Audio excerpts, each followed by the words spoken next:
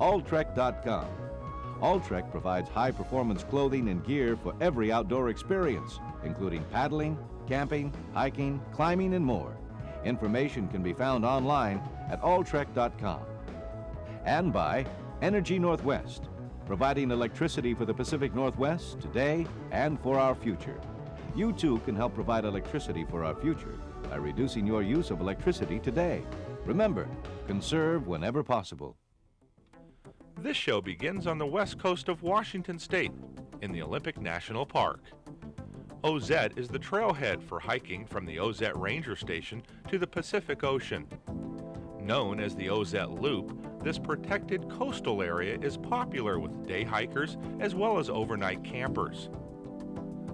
This triangle-shaped loop is a total of 9 miles, 3 miles through the temperate rainforest to the ocean, then 3 miles along the beach, and then 3 miles back.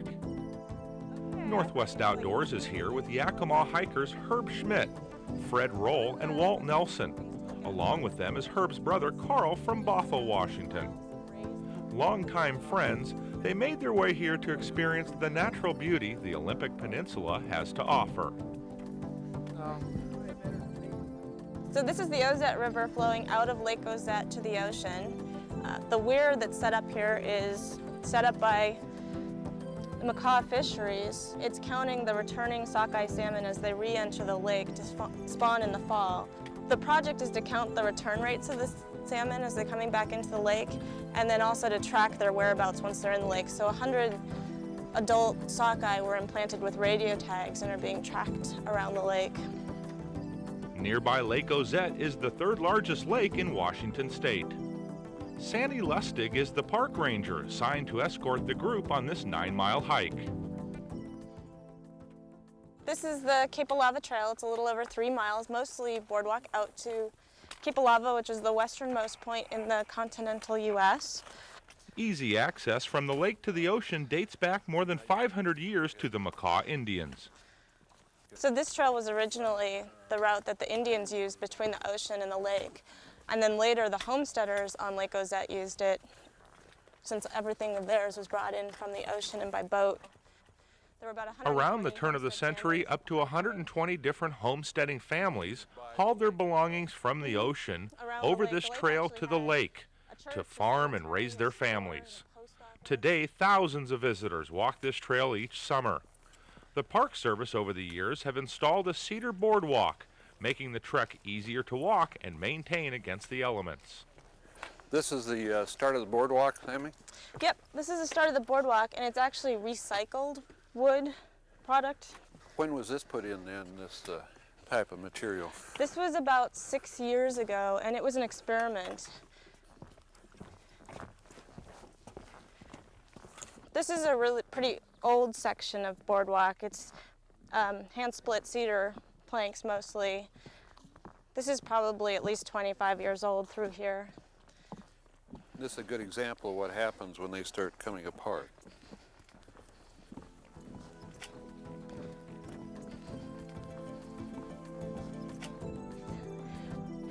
As the water percolates through the roots, the tree roots out here, it gets a lot of tannin soaked into it, and so the water's really... So it's a copper color. Right. And it's not harmful to drink. You'd still need to treat it, boil it, or filter it like any other backcountry water, but it's drinkable. But when you have it in a clear container, it really does look like tea. And it's the same thing, it's tannin, mostly from the hemlock roots.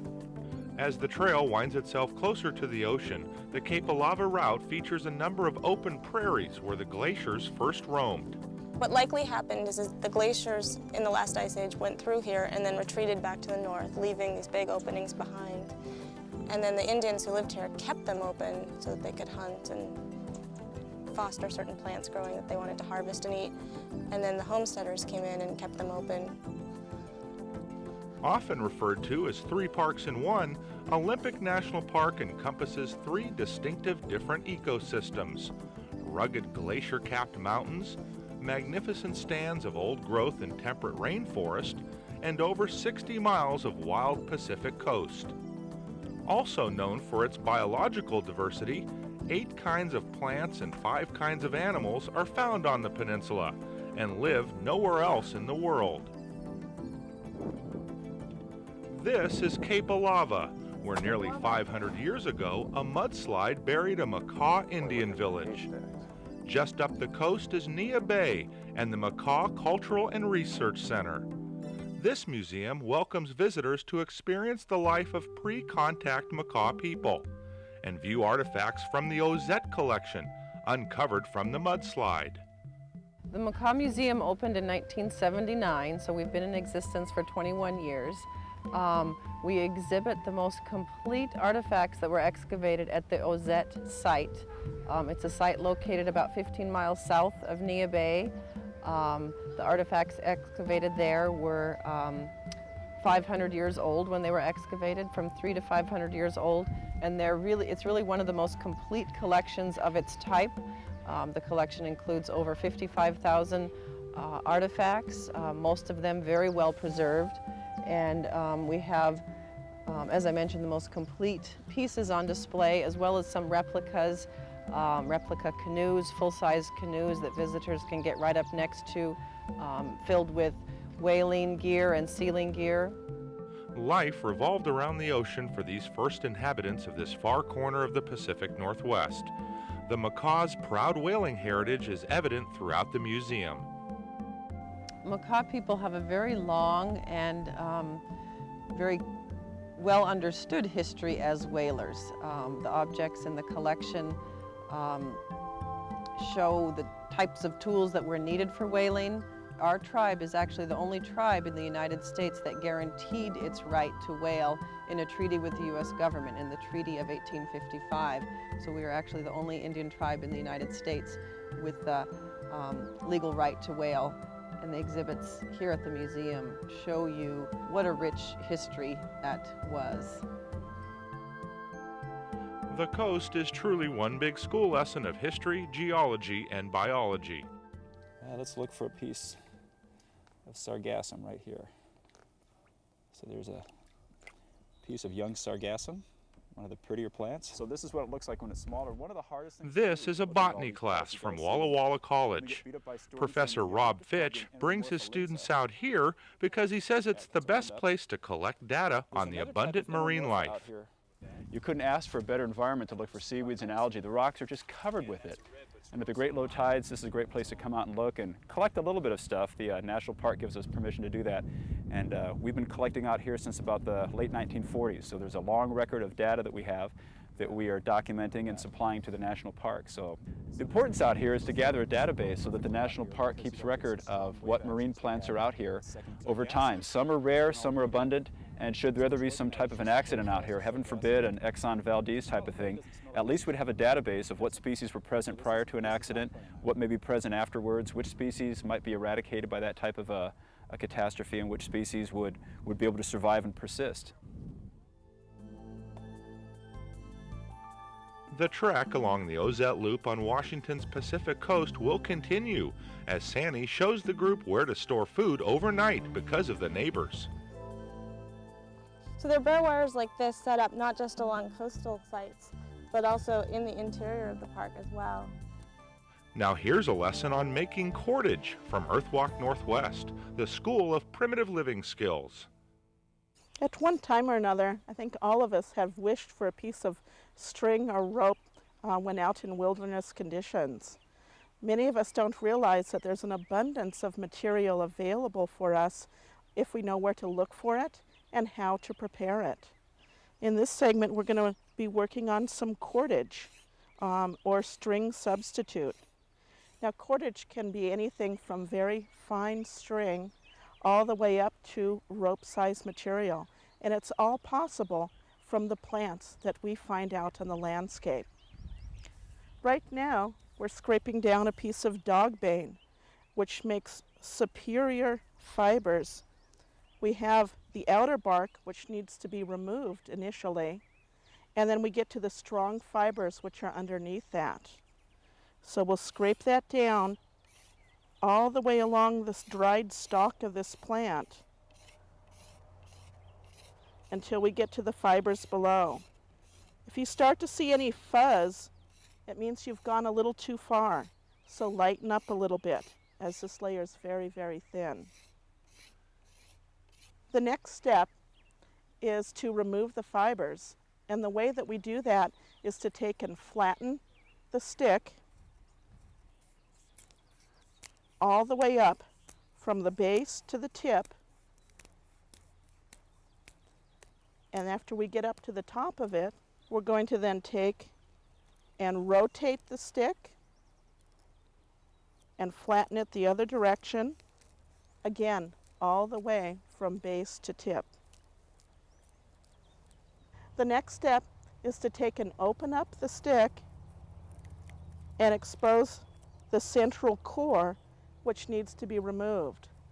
The fibers are found on the outside. This woody pith in the center needs to be peeled away, and the way that we do that is to hold that piece flat in our hands with the pith up towards us, and then carefully break it away and peel that out. We continue again from the base all the way up to the tip of the stick, and we're left with these wonderful, strong fibers. This was really a favored type of material to use for many of the native peoples here in the semi-arid desert area. The next step is to take and twist these fibers together to make a nice, strong piece of cordage.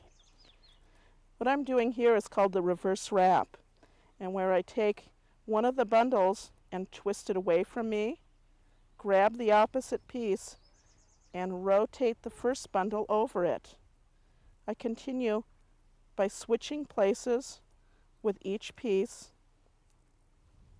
alternating each bundle that I twist.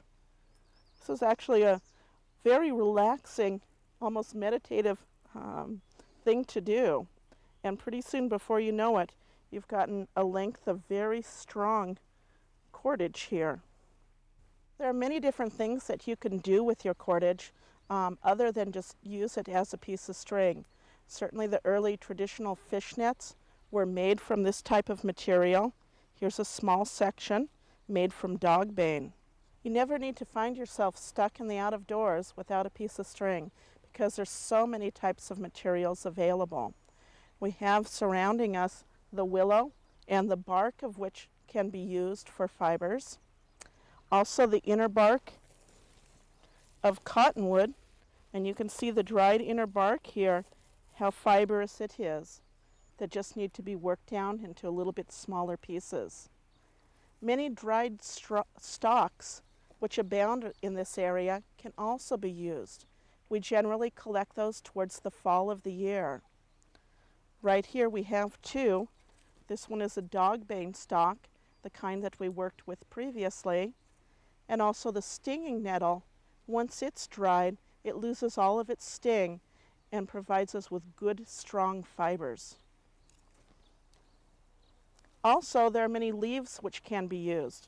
This is a dried stalk of the yucca, and we can see how the fibers are compacted within the leaf, and we pound those to separate and soften them.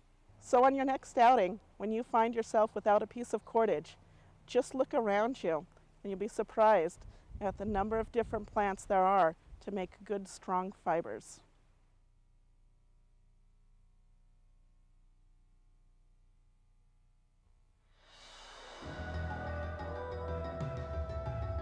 The Ozette Loop is a popular destination to view the rugged west coast of Washington State. At Cape Alava, there are a number of areas to camp overnight in the wild. But because of the high number of visitors, the Park Service has had to implement some rules, one being on how to store food. There are a number of bears as well as hungry raccoons that live in this area. There's two ways that people can store their food out here along the coast. What's required is that everybody's food and trash be in a hard-sided container of some kind. That can either mean a bucket with a really tight-fitting lid and a handle that needs to be hung up, and at Sandpoint and Cape Alava, we've got wires set up so that people can hang buckets with their food, or they could use the animal-resistant food containers that sit on the ground. And the problem isn't just that the raccoons and crows get the food and are pesky to the visitors that are staying here, but increased populations of raccoons and crows affect the other animals living here. So there are bear wires like this set up not just along coastal sites, but also in the interior of the park as well. Trying to be really proactive about food storage before we have problem bears getting into food throughout the park. So this is the sign that marks the trail from the beach. Okay.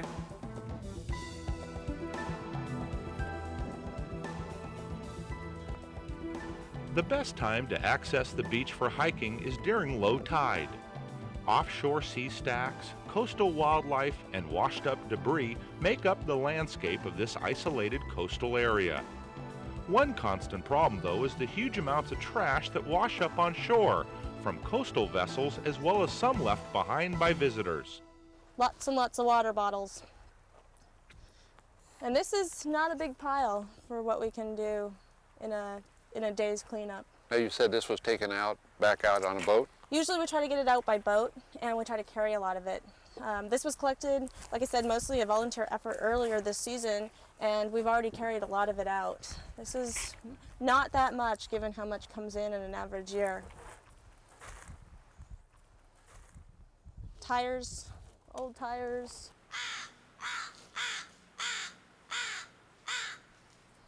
So it's now about an hour after the actual low tide here at Cape Alava, on one of the lowest tides of the year. There's more beach exposed than there would normally be. All these offshore islands and sea stacks are wildlife refuges. So is anyone allowed to go on those refuges? No. No, so the They're off Park limits. Service, the Park Service has made that off limits. Right, they fall under the jurisdiction of the Park Service and the Fish and Wildlife Service.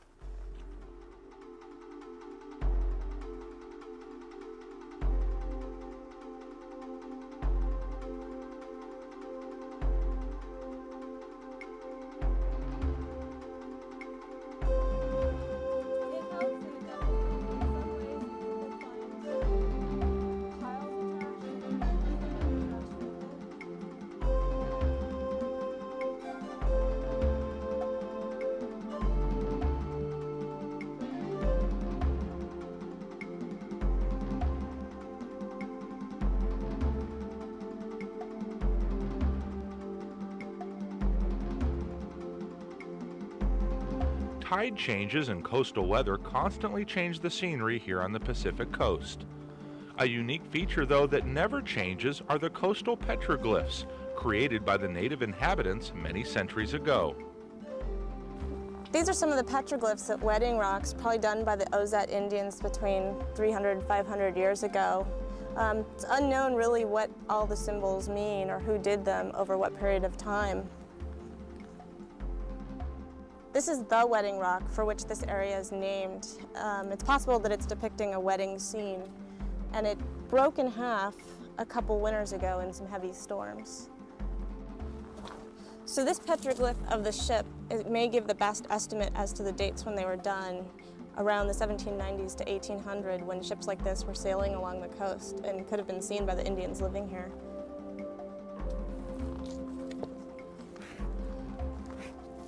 This petroglyph shows a human form netting a fish of some kind. This group of petroglyphs here, you can see that people have been scratching into them for greater relief in photographs, and that actually damages them. The petroglyphs are already up against a lot and having to weather out winter storms here, and people scratching into them just wears them down that much quicker.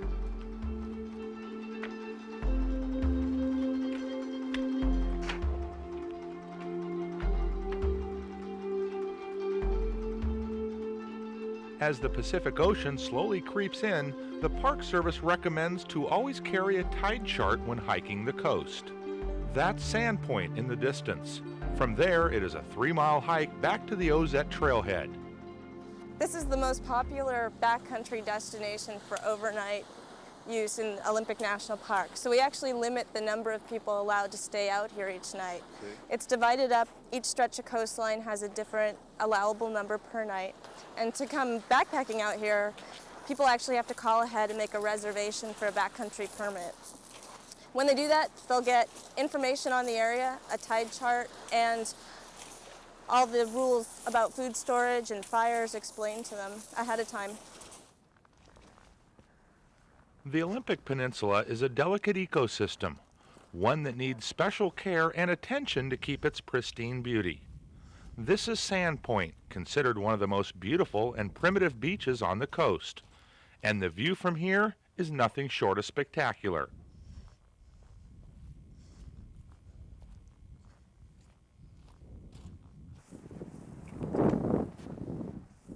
Before heading back to the Ozette Ranger Station, Sandy shows off the results of hard work to revegetate the camping areas here at Sandpoint.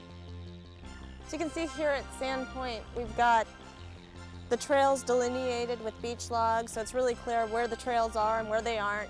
And then all these spaces in between campsites have been replanted and restored.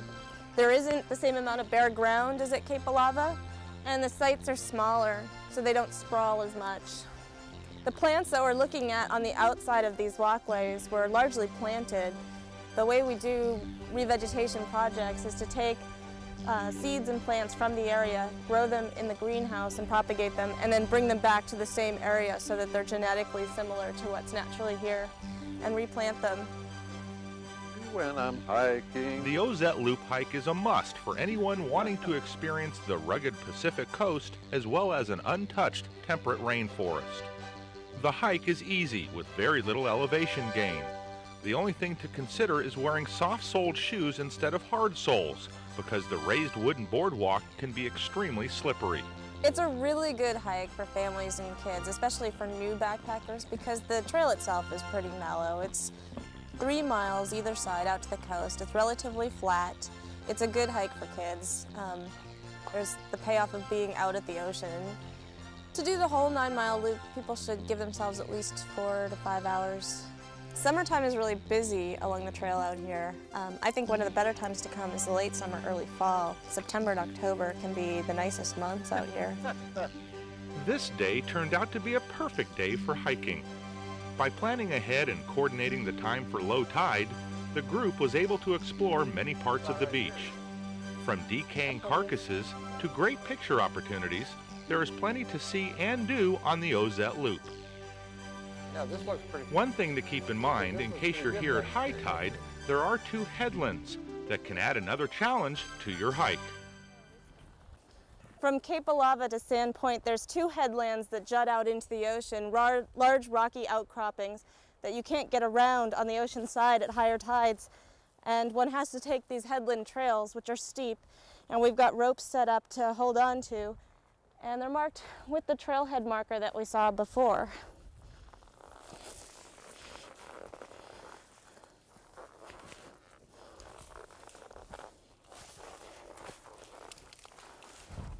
Whoa, hope you got that. Whoa.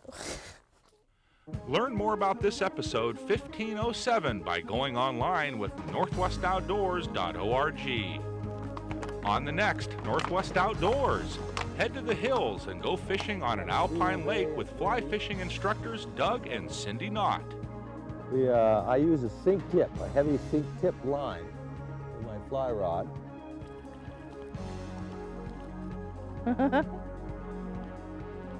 Also, learn how to make a poncho hut the next time you're in the wild.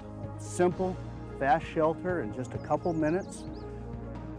Funding for Northwest Outdoors is made possible in part by Kershaw Knives of Portland, Oregon, makers of precision tools and cutlery.